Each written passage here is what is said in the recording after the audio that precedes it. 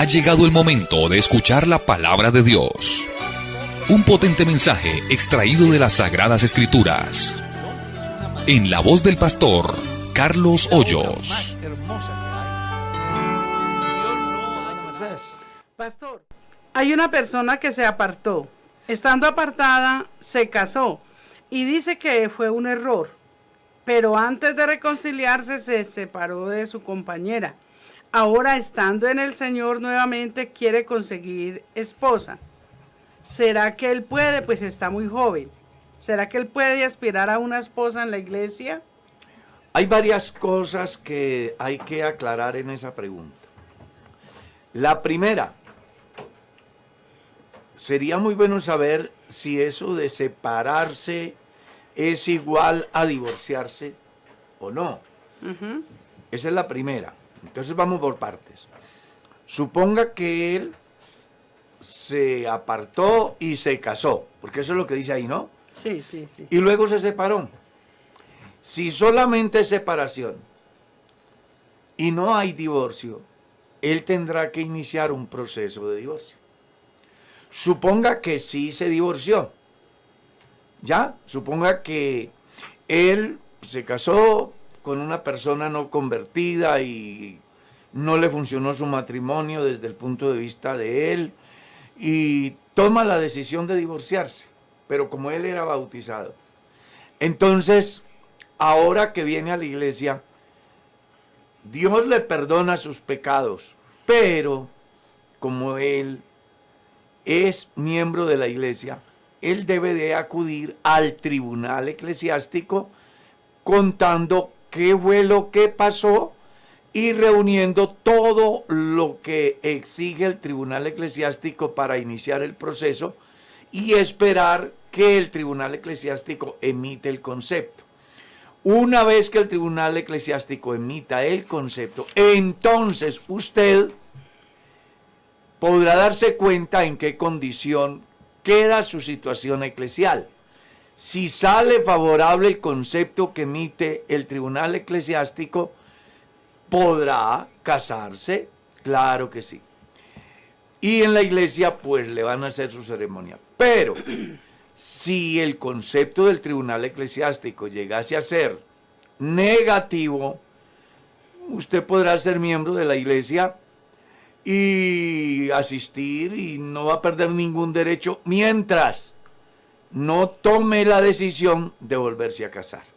Porque si llegara a casarse teniendo el concepto desfavorable del tribunal eclesiástico, usted como miembro de la iglesia perdería todos sus derechos. Eso es equivalente a que no le podrían hacer ceremonia, no podría ejercer ningún cargo de carácter administrativo dentro de la iglesia del Señor. Entonces yo espero que esto le quede claro. Amén, pastor. Un oyente también nos hace una consulta, nos dice, pastor, ¿se puede bautizarse a alguien por segunda vez?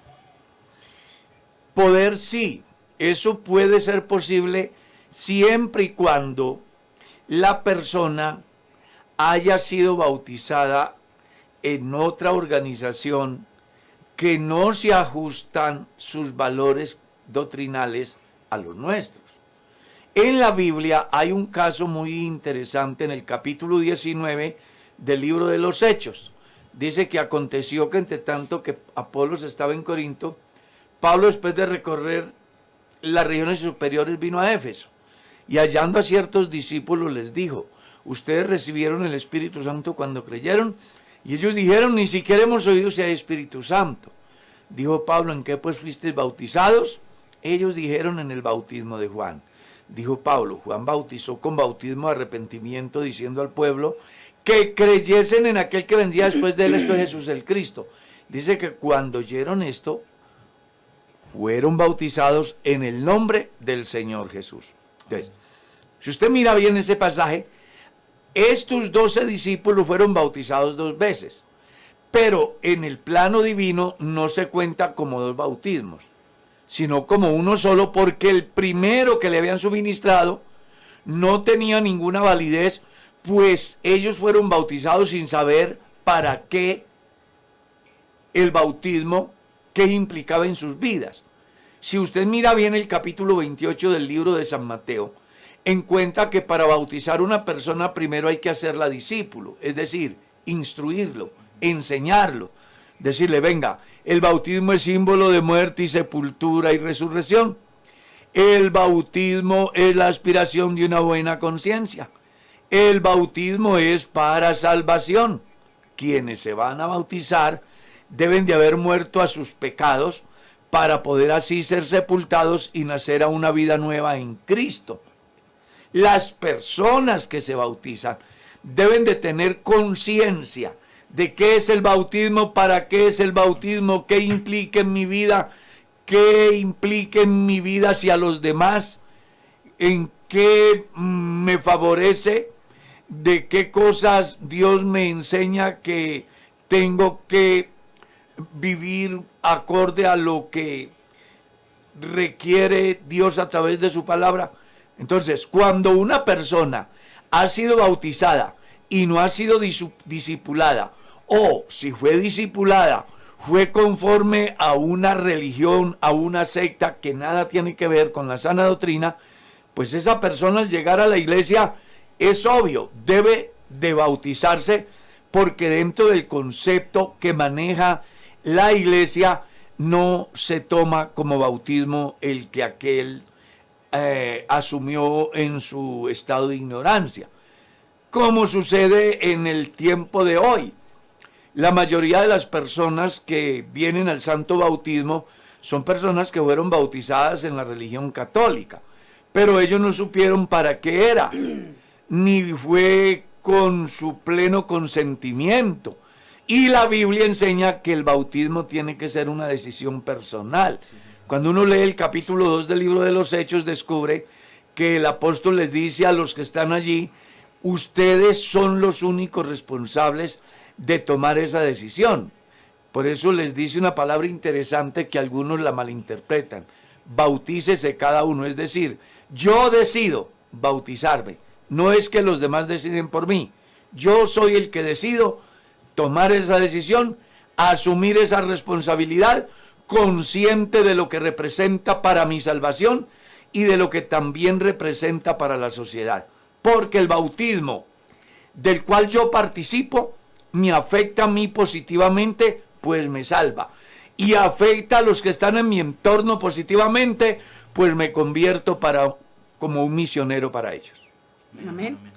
Pastor, hay un fiel oyente que le envía un muy feliz cumpleaños. Ay, gracias, Dios lo bendiga. Y le pide el favor que si le puede explicar el texto donde dice que en los postreros tiempos derramaré de mi espíritu sobre toda carne. ¿Esa promesa es para los creyentes? Eso aparece en el libro de Joel, capítulo 2, versículo 28. Es la profecía que Dios le permite transmitir a Joel acerca de la futura esperanza en ese tiempo para lo que hoy estamos viendo. Es decir, en el tiempo de Joel era una profecía.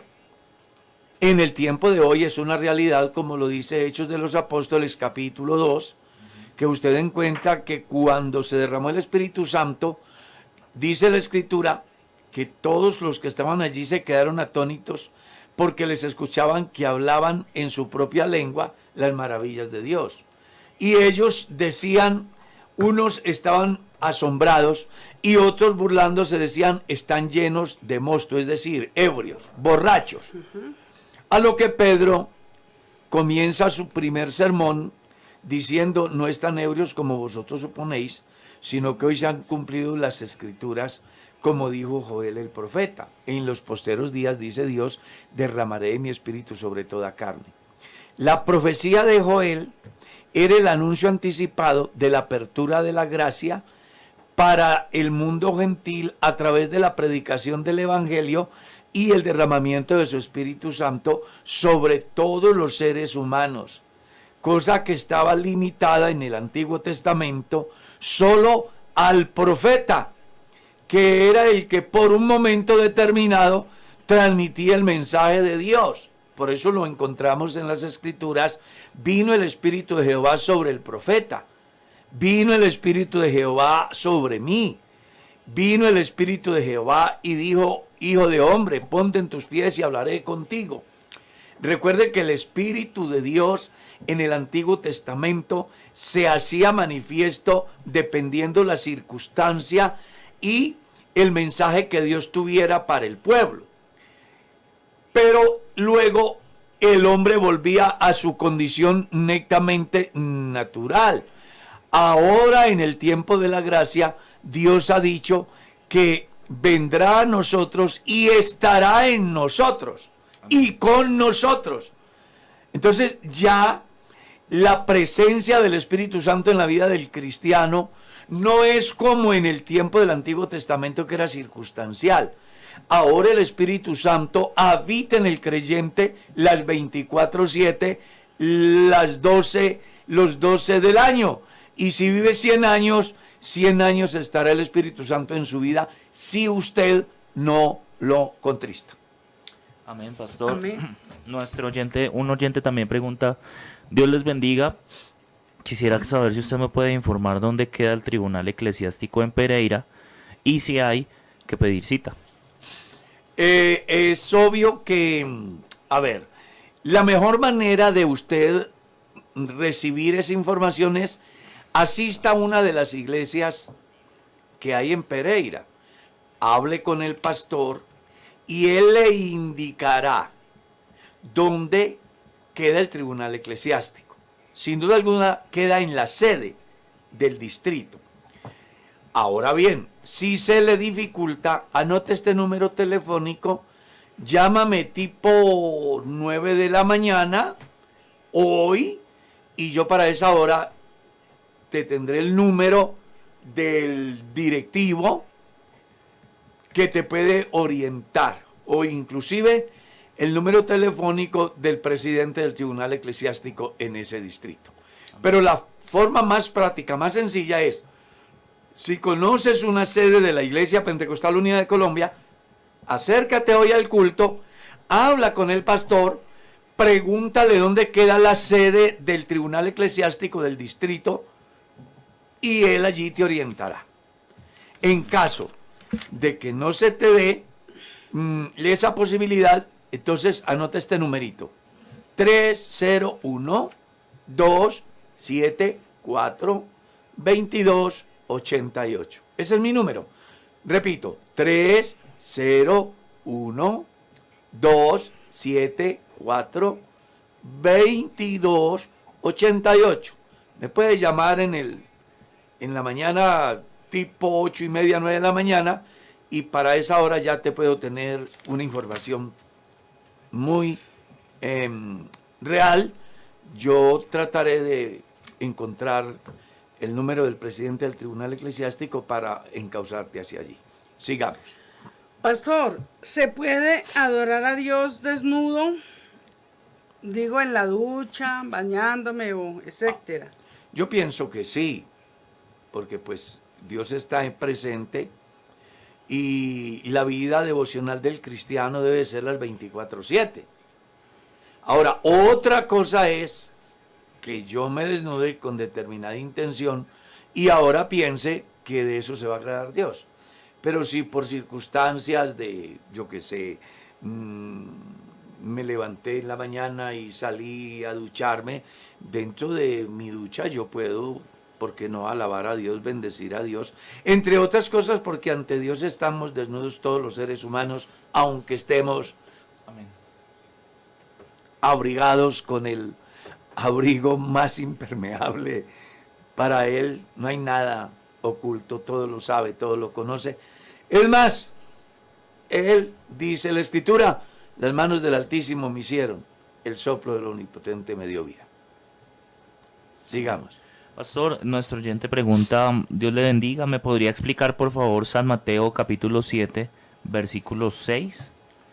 Ya vamos a leer San Mateo capítulo 7, que sin duda alguna debe estar relacionado con el juicio que los seres humanos muchas veces hacemos sin primero nosotros hacernos el juicio personal.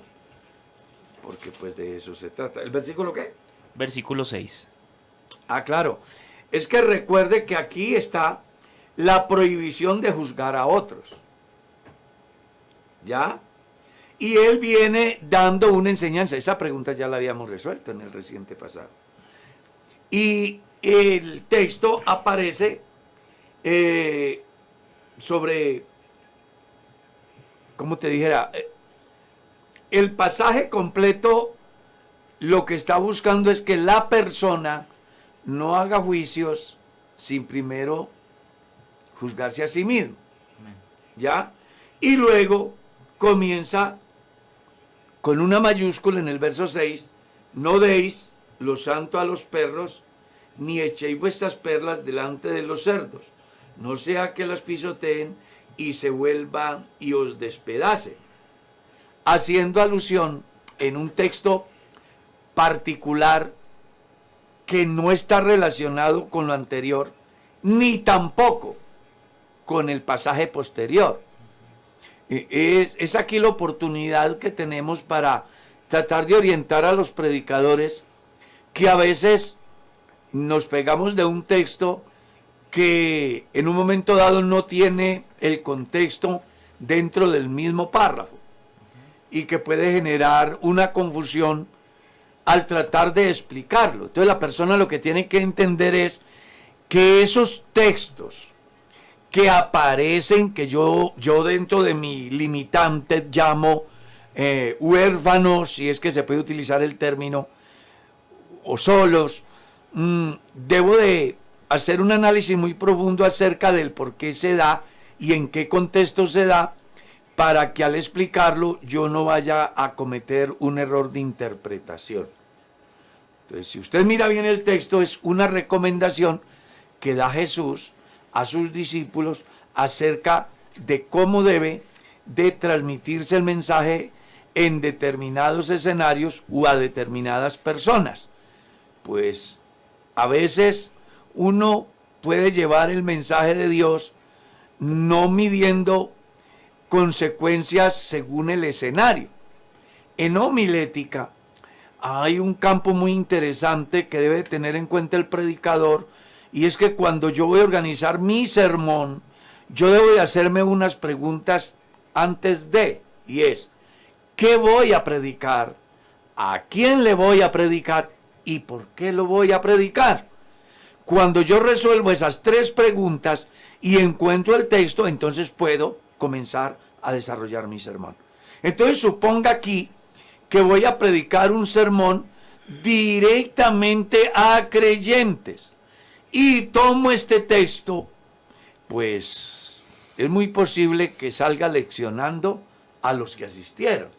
Y si lo tomara para predicarlo a un escenario netamente inconverso, también puedo resultar afectando a unas personas que no saben de qué se trata el asunto.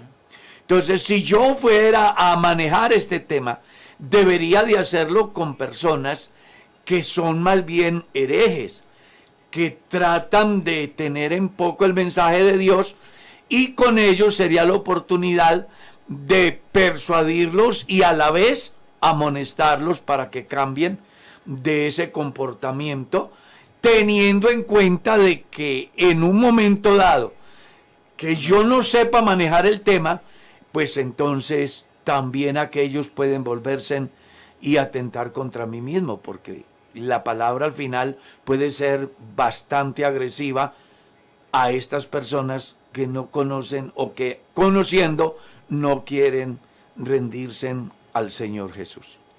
Amén. Pastor, le escribe desde Ecuador un hermano y le pregunta que si él se puede o que si él no. Dice, si un hermano, ¿será que un hermano se puede volver a casar ya siendo divorciado? Es simple. Si el hermano es divorciado, pues yo no sé cómo funcionará la iglesia en el Ecuador.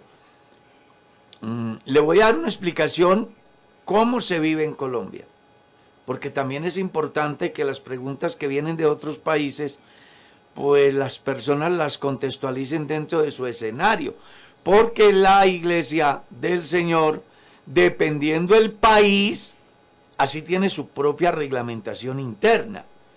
Yo supongo que ya también debe de funcionar un tribunal eclesiástico, supongo. ¿Ya?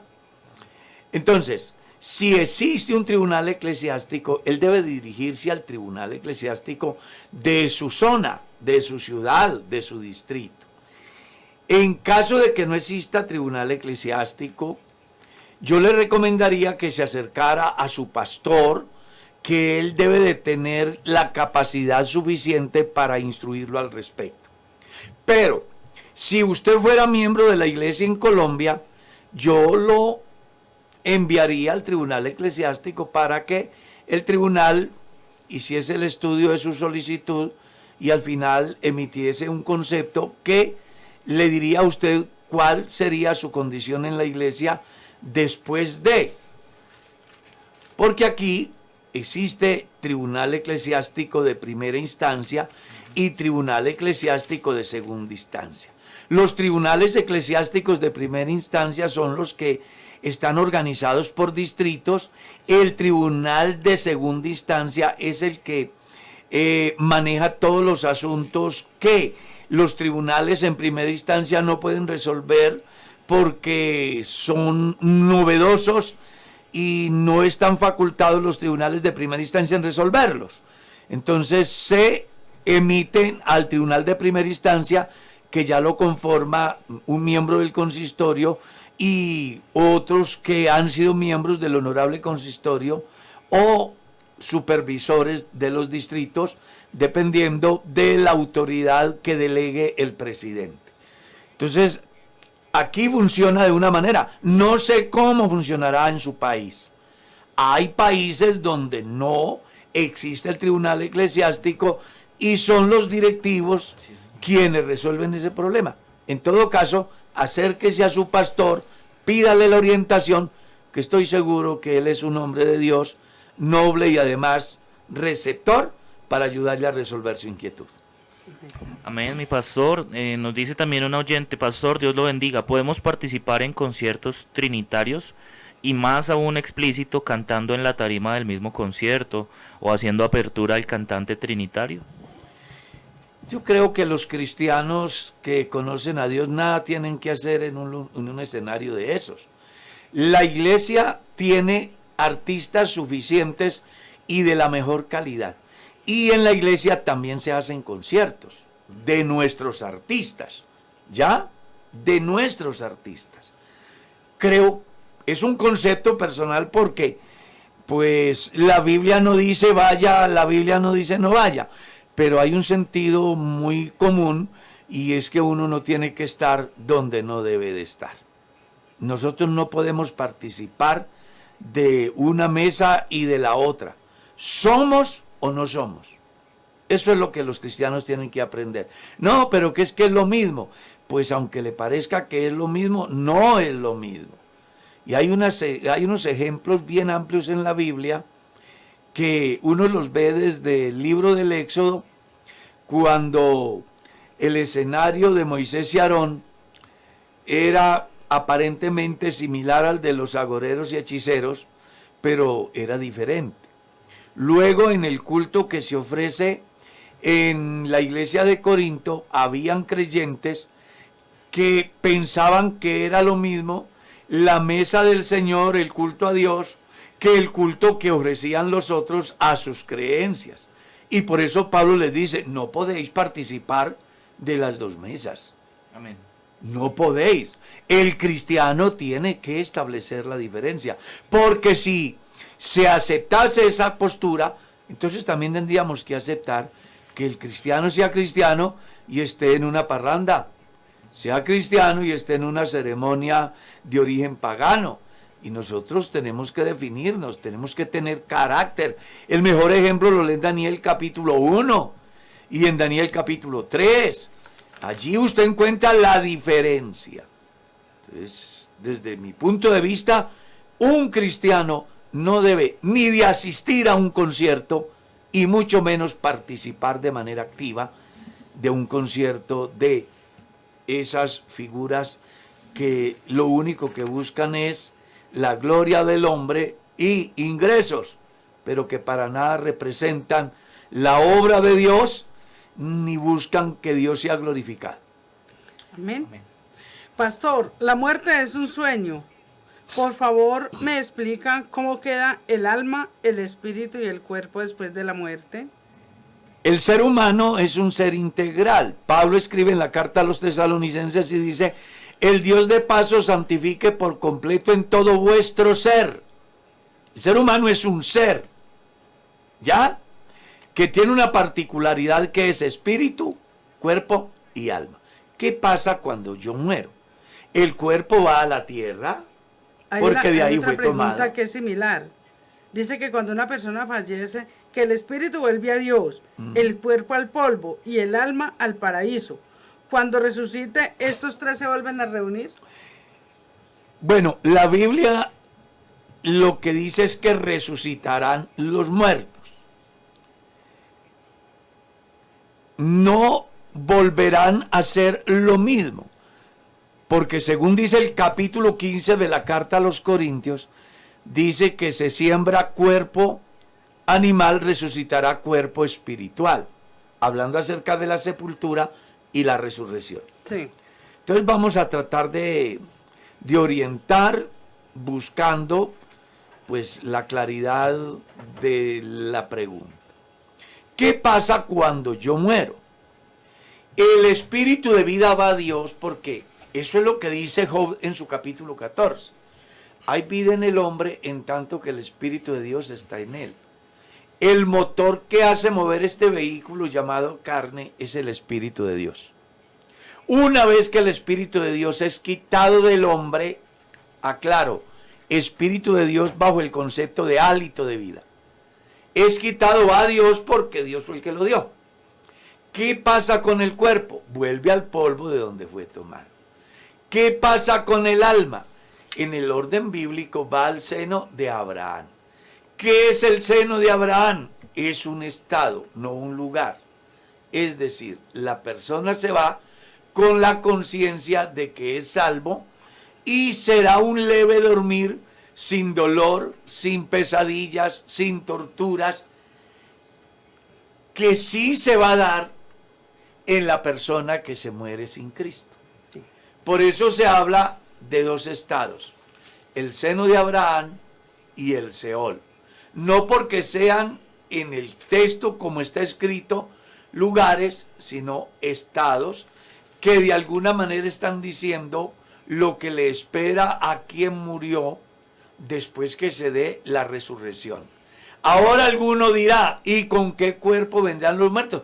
Yo le recomiendo que se lea el capítulo 15 de la primera a los Corintios, y ahí aparece una explicación amplia, profunda, bíblica, acerca de con qué cuerpo vendremos. Amén. Mi pastor, nos dice también un oyente, Dios le bendiga, quiero preguntar por qué hay personas que siempre hablan en lenguas y otras que fueron sellados una vez y nunca más hablaron en lenguas. Es que el sello solo se coloca una vez, no son ni 3 veces.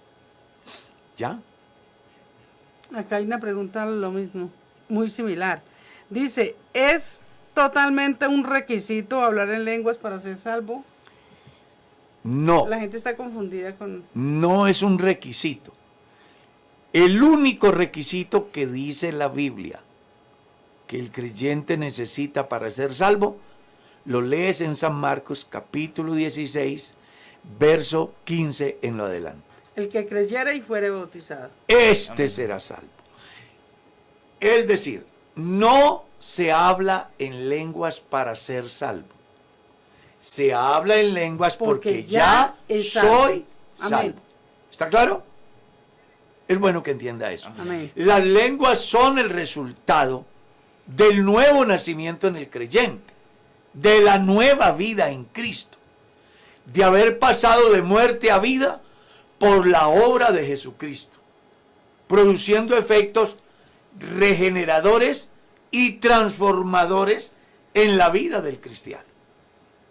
Entonces es muy importante que las personas entiendan que no se habla en lenguas para ser salvo. Porque primero se es hijo. Léalo en la carta a los Gálatas.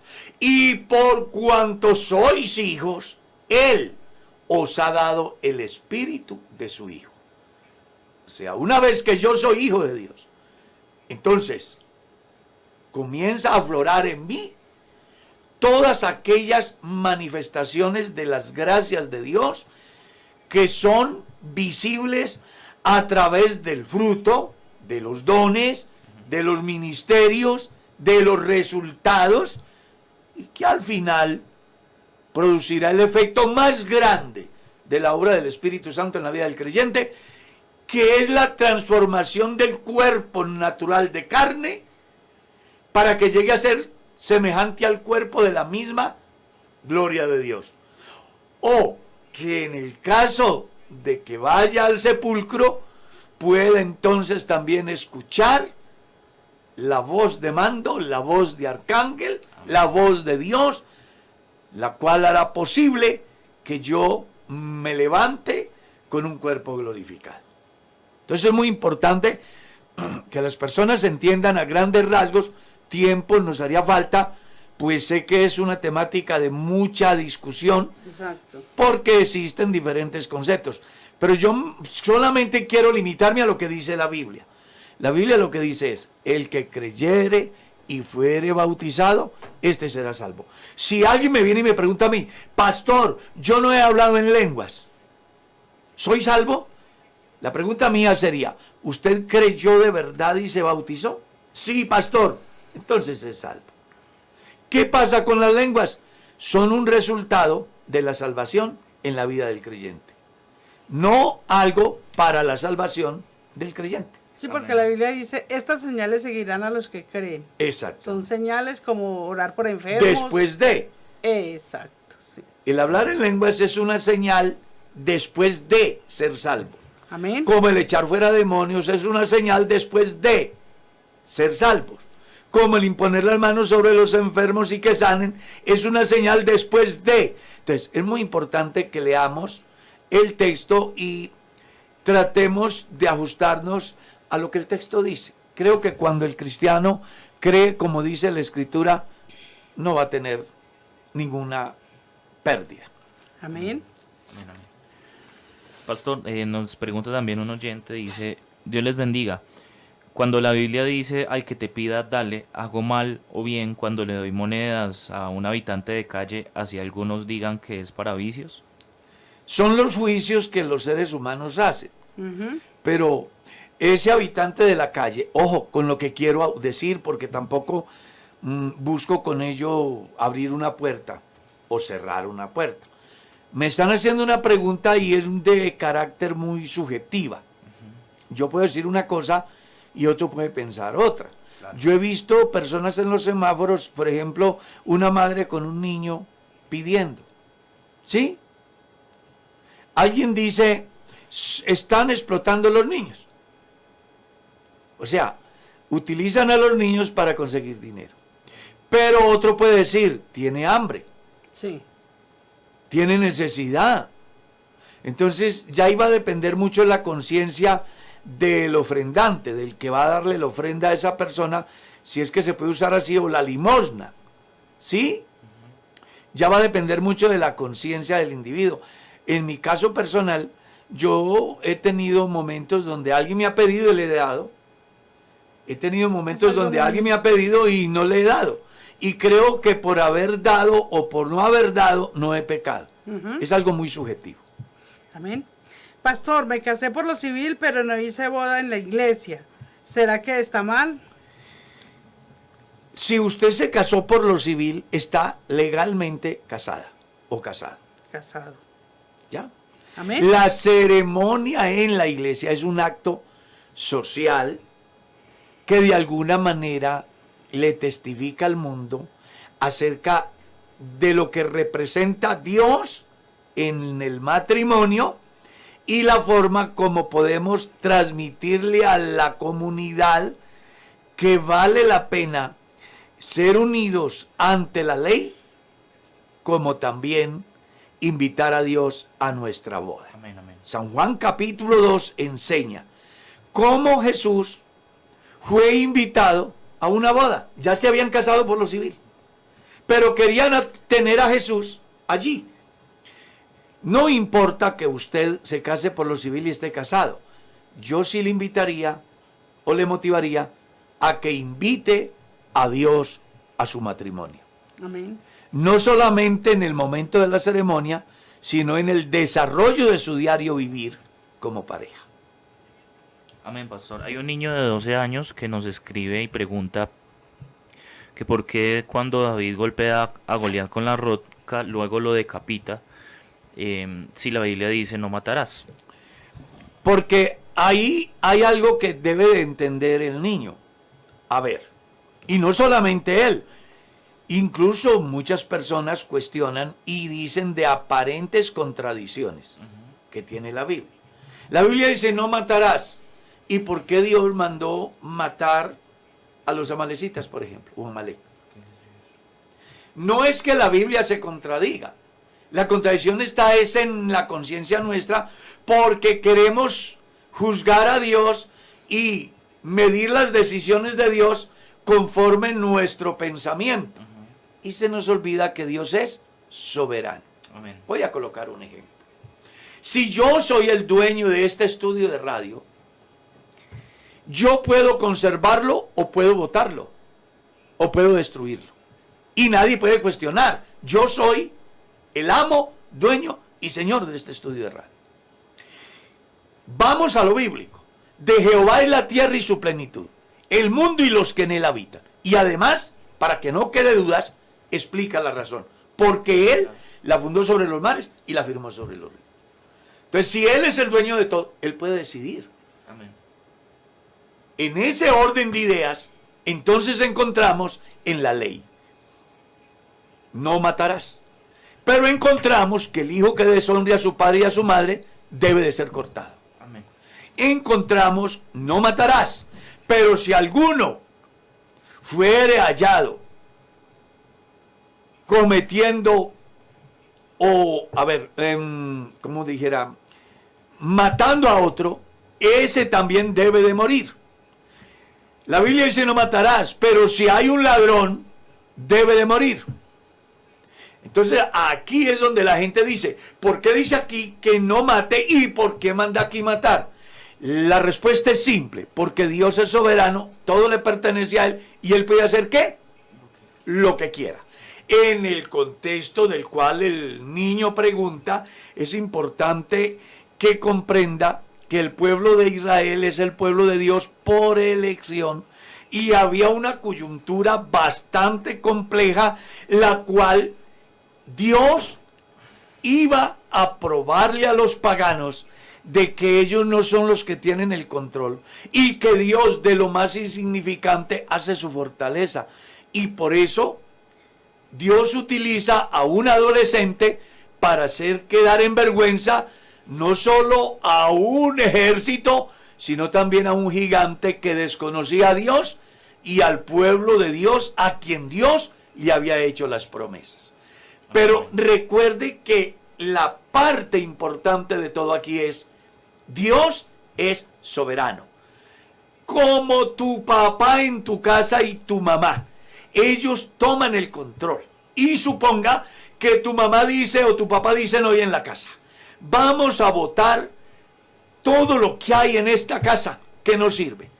Puede ser que a usted le parezca que el carrito viejo está hartalado, le sirve. Pero como papá y mamá es la autoridad, usted le dice: mamá, no, no, mamá, no, no. ¿Y qué dicen ellos? No, todo eso va para la basura. ¿Cree usted que sus padres están haciendo mal? Puede ser que usted lo juzgue así desde su expectativa, su pensamiento. Pero ellos están haciendo lo que ellos quieren, porque en el campo del gobierno del hogar ellos son autónomos y pueden hacer con lo que hay en la casa lo que quieran. Así Dios puede hacer con el universo lo que quiera. Dios puede acabar con el universo ya, ahora. Y no hay un ser humano que pueda cuestionarlo. Amén. Porque Dios es soberano, es infinitamente inmenso. ¿Ya? Es infinitamente simple. ¿Sabe que uno de los problemas de los mortales para entender las escrituras es no entender la infinidad de Dios, la inmensidad de Dios, la simplicidad de Dios? ¿Y eso qué quiere decir? Que Dios simplemente es Dios. De ahí parte todo. ya sea para crecer o para desaparecer, porque Él es soberano y Él hace lo que quiere en el cielo y en la tierra. ¿Y quién le dice por qué lo haces o no lo hagas? Él es Dios, simplemente es Dios. Y pastor, son tantas preguntas No, pero, que pues hay es que uno... pero que no se preocupen, que el jueves todavía estamos aquí. Pastor, si la Biblia dice, mía es la venganza, ¿por qué en Tesalonicenses en segunda de Tesalonicenses 1:6 dice, porque es justo delante de Dios pagar con tribulación a quienes os atribulan? ¿Capítulo qué? Capítulo 1, verso 6. Segunda de Tesalonicenses. Si usted lee bien el pasaje completo, porque ahí le corresponde leer desde el verso 1 hasta el verso 12. Lea desde el verso 5 hasta el verso 12, porque los primeros 4 textos son la salutación. Los versos del 5 al 12 están haciendo alusión en 2 aspectos. Uno, la forma como Dios venga a nuestra causa. Y 2, debe de representar para la iglesia el consuelo, en el sentido de que Dios es justo. Y en ese orden de ideas es que se da el texto. Si usted toma un solo texto, puede generarle inquietud. Pero si lee el verso 5, esto es demostración del justo juicio de Dios. ¿Ya? Para que seáis tenidos por dignos del reino de Dios, por el cual asimismo padecéis. Y entonces explica, porque es justo delante de Dios pagar con tribulación a los que os atribulan. ¿Quién es el que paga? Pues Dios. Amén. No el hombre, Dios. Entonces lo que el escritor consagrado está enseñando es, no se preocupe por todo lo que ustedes tengan que sufrir a causa de las personas que todos los días les buscan la forma de afectarlos negativamente. Viene el día donde Dios hará justicia. Es en sí lo que el texto tiene impreso y que debemos de entender. Amén, mi pastor. Nos dice también un oyente, pastor, dice nuestro oyente, perdón, a mí me gustaría saber si el programa de los martes y los jueves se acaba por lo de su traslado. Lo voy a extrañar, soy una fiel oyente. Hay muchas personas haciendo esta pregunta. ¿Qué va a pasar con el programa? ¿Qué va a pasar con el programa? Bueno, inicialmente yo quiero que sepan que aquí viene una nueva estructura, viene un pastor que es muy posible, creo, yo he hablado con él y él me ha dicho que va a seguir la radio normal, porque esto es parte integral del ministerio de la iglesia en Kennedy. Entonces, el pastor sin duda alguna va a seguir con este programa. A él podrán dirigirle sus preguntas. En lo que tiene que ver conmigo, en la nueva iglesia donde voy a estar, pues voy a transmitir inicialmente por el Face el programa que no se llamará Un Despertar con Dios. Estoy buscando un nombre adecuado, y que el programa del Pastor Responde no se va a llamar El Pastor Responde, se va a llamar Pregunte Usted. Pero igual el programa seguirá. Aquí, por Kennedy Gospel Radio, seguirá bajo la dirección del nuevo pastor y del departamento de ECO.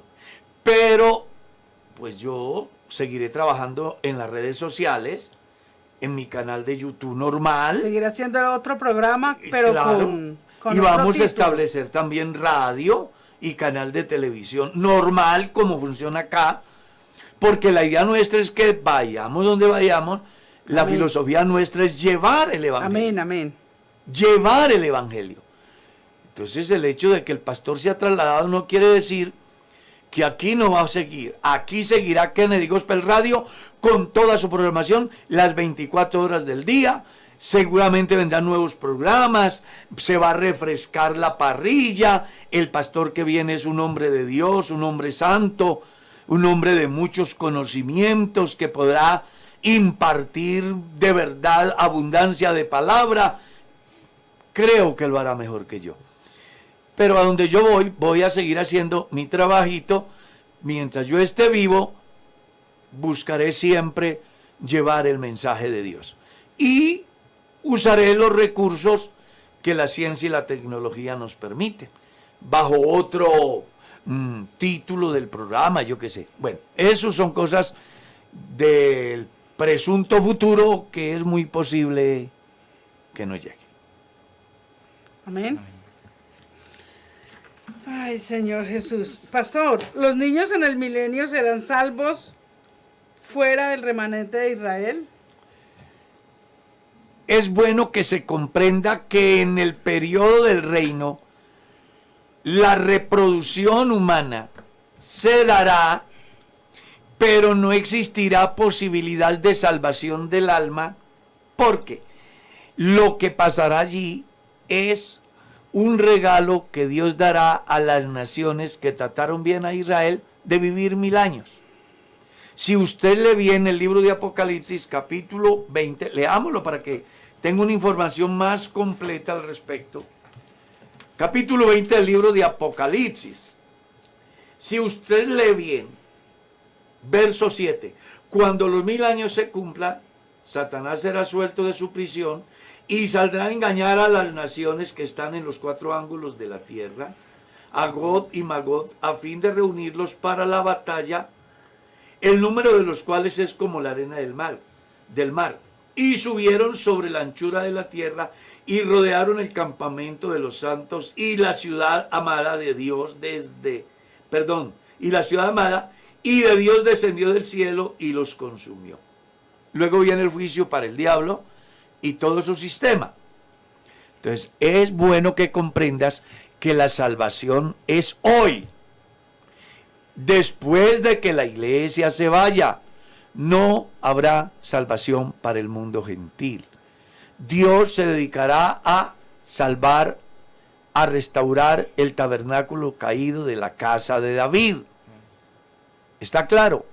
Una vez que Israel se ha restaurado, entonces viene el juicio de las naciones vivientes según San Mateo, capítulo 25, verso 31.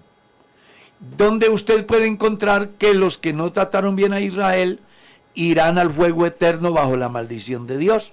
Y los que trataron bien al pueblo de Israel irán a poseer el reino preparado para ellos desde antes de la fundación del mundo. Es la ñapa o la expresión de gratitud de Dios a esas naciones que les permitirá vivir en condiciones humanas un periodo que la Biblia llama el milenio o que también se le llama el reino de Dios. Periodo durante el cual los que están en condiciones humanas podrán plantar viña y disfrutarla, edificar casa y vivir en ella. Habrá la reproducción humana, es obvio, pero no habrá posibilidad de salvación, porque ya acabamos de leer cómo terminan esas naciones siendo engañadas por Satanás y siendo consumidas por el justo juicio de Dios. Entonces, ¿qué pasa con la iglesia en ese periodo? No será afectada porque la iglesia gobernará en cuerpos glorificados.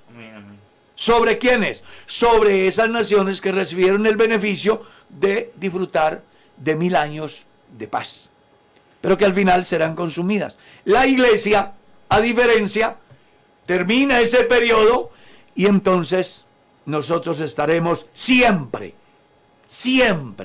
con el Señor. Hasta hoy la promesa de Él dice, estoy con vosotros hasta el fin del mundo. Y después nosotros estaremos con Él por toda la eternidad. Amén. Esto me emociona, ¿sabe? Me emociona. ¡Qué belleza de Dios el que tenemos hoy! Amén, gloria al Señor, amén. Mi pastor, también nos... Creo que es la última pregunta. Bueno, sí, señor. Porque el tiempo se fue. Esta pregunta nos la hace un oyente, nos dice, ¿por qué en 2 de Samuel 24 habla de que Dios le dice a David que no haga el censo? En 1 de Crónicas 21 dice que Satanás castiga por hacer el censo. No es que haya una contradicción, lo que pasa es que aquí la persona lo que debe de entender es todo el contexto. Y permítame simplificarlo. Si yo sé que Dios me ha dado todas las victorias en las batallas, ¿por qué se me ocurre a mí después pensar en mi capacidad para creer que soy autosuficiente? Y ese fue el problema de David. Después de tantas vivencias, ahora desvía su mirada de todo lo que ha vivido y del Dios en quien ha creído para confiar en el campo netamente militar. Y por eso es que se da esa enseñanza buscando que el hombre deje de confiar tanto en sí mismo y más bien aprenda a confiar en su Dios. Y prueba de eso es que David recibió un castigo severo. Usted recordará que a causa de eso, Dios le hace llegar un recado a David acerca de 3 cosas, ¿cierto? 3 años, 3 meses, 3 días. Y él dijo, yo prefiero caer en las manos de Dios, porque los hombres no tienen misericordia y el hambre es una tragedia. Yo prefiero caer en manos de Jehová, que Él tiene misericordia para siempre. Amén. Otra. Otra pregunta. Sí. Hay unas muy sencillas como es, ¿cómo pedir sabiduría a Dios para honrarlo? Como lo enseña el gran mensaje de la oración de Salomón. Pedir sabiduría a Dios es sencillo. Es decirle a Él que dependemos de Él y que nuestros pasos estarán bien encauzados siempre y cuando Él sea el que dirija nuestra vida. Él siempre nos guiará por sendas de justicia, por amor de su nombre. Salomón pudo pedir la vida de sus enemigos, Salomón pudo pedir bienes materiales, pero él pidió sabiduría para guiar al pueblo de Dios. Pastor, ¿una persona de 41 años puede ser pastor de la Iglesia Pentecostal Unida? Puede ser, hay excepciones, reglamentariamente no, pero dice que también hay excepciones, y se han dado casos. Eso ya lo tiene que definir el pastor que administra a este creyente, los directivos del distrito y el honorable consistorio de ancianos, que harán un análisis acorde a la trayectoria de este creyente y al final definirán si sí le dan acceso al santo ministerio o no, porque la iglesia respeta la autoridad establecida por Dios y el creyente debe de entender que la iglesia se rige por un orden de autoridad que aparece fundamentada a través de la reglamentación, cuya autoridad comienza con Dios, luego con la asamblea, luego con el consistorio de ancianos, Preguntan luego con directivo. ¿Quién le da la licencia a los pastores? Preguntan acá. Bueno, eso ya es de carácter netamente humano, organizacional. La licencia para ser un predicador, pues la da la unción del Espíritu Santo, pero los cristianos tenemos que entender que pertenecemos a un cuerpo que se llama la iglesia, y la iglesia tiene una estructura de carácter administrativa y hay, para poder dirigirla, una reglamentación dentro de la cual se encuentra impreso cuáles son los requisitos para acceder al santo ministerio, partiendo de lo que la Biblia dice en la carta a Timoteo y haciendo que también los manejos administrativos acordes a la normatividad eclesial, como también la exigencia de estado en el cual vivimos, se ajuste a ese llamamiento. Amén. Amén, amén. El tiempo se nos fue. Amén.